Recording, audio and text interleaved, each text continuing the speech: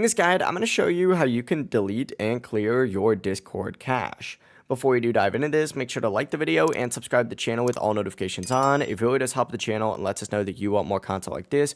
We'd greatly appreciate it, and if at any point throughout this guide you do have any questions, just ask them down in the comment section below and we can help you out further. I'm going to be doing my best to reply to every single comment down there. But first things first, what you're going to want to do is make sure that Discord is fully closed. From here, go ahead and go to the Windows search bar and type in Task Manager and open it up. Up at the very top, go ahead and type in Discord, and then if you do see Discord running at all, go ahead and select it and then hit in Task. If there's multiple Discord processes in each and every one. From here, back out of this and go back to your search bar and go ahead and type in Run this time and open it up.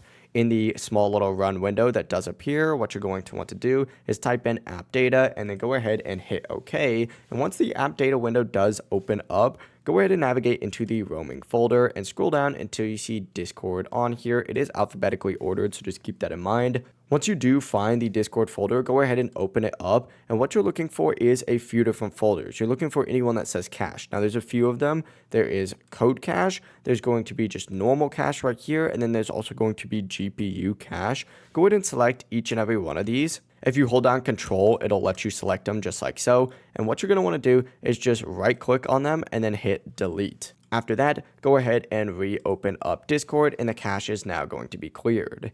It really is as simple as that. If you guys did have any questions, just ask them down in the comment section below and we can help you out further. I'm going to be doing my best to reply to every single comment down there. Before you do leave this guide though, make sure to like the video and subscribe to the channel with all notifications on. It really does help the channel. It lets us know that you want more content like this. We'd greatly appreciate it. Have a great rest of your day though. Peace.